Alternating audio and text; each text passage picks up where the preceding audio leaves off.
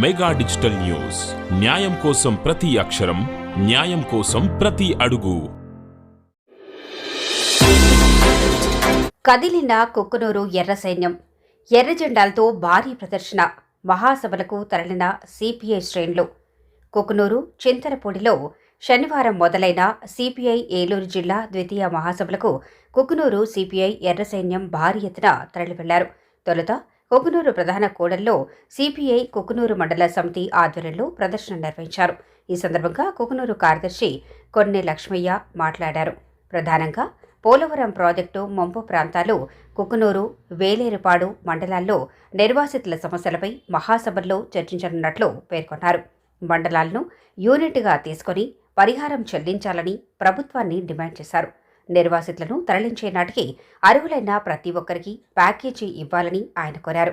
అలాగే గిరిజన గ్రామాలకు రహదారులతో పాటు అన్ని వసతులు కల్పించాలని, సీజనల్ వ్యాధులపై అధికారులు ముందు జాగ్రత్త చర్యలు తీసుకోవాలని కోరారు. కాగా గోదావరి ముంపు గ్రామాల ప్రజలను వరదల ముందే సురక్షిత ప్రాంతాలకు తరలించాలని లక్ష్మయ్య అన్నారు.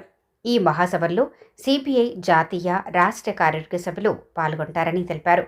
కార్యక్రమంలో సహాయ కార్యదర్శి కూరాకుల బాబురావు, మండల కార్యవర్గ సభ్యులు మైసాక్షి, వెంకటాచారి, మడిపల్లి రమణయ్య, గిరిజన సంఘం నాయకులు వరస పాపారావు, సోడే నగేష్, కమల్, ఎర్రయ్య తదితరులు పాల్గొన్నారు.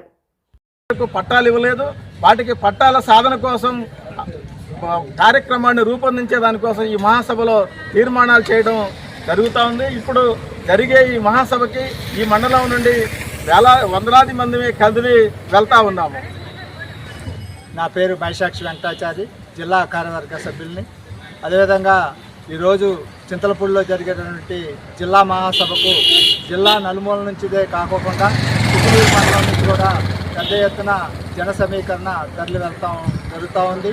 అదేవిధంగా మనకి ఇక్కడ ఉన్నటువంటి ఈ పోలవరం ముంపు భాగంలో అదేవిధంగా ఇక్కడ గిరిజనులు ఎక్కువ శాతం మంది ఉన్నారు. ఆ గిరిజనులకి వాళ్ళు ఉండే గ్రామాల్లో కనీసం మౌలిక సదుపాయాలు లేవని, దీని మీద కూడా ఒక జిల్లా మహాసభలో దీని మీద కూడా చర్చించాలని, ఆ గిరిజన గ్రామాల్లో అంగన్వాడీ సెంటర్లు, అదేవిధంగా వాళ్ళకి స్కూల్స్, అదేవిధంగా క్యాస్ట్ సర్టిఫికెట్లు, పోడు భూములకి పట్టాలు, పోడు చేసుకునే వాళ్ళకి ఏళ్ల తరబడి చేసుకున్నా కూడా ఫారెస్టాల వేధింపులు వాళ్ళకి ఎప్పటికీ తప్పట్లేదు. దీని మీద కూడా జిల్లా మహాసభలో చర్చించి దీనికి కూడా ఒక తీర్మానం చేయడం జరుగుతుందని నాకు ఈ సందర్భంగా తెలియజేస్తాను.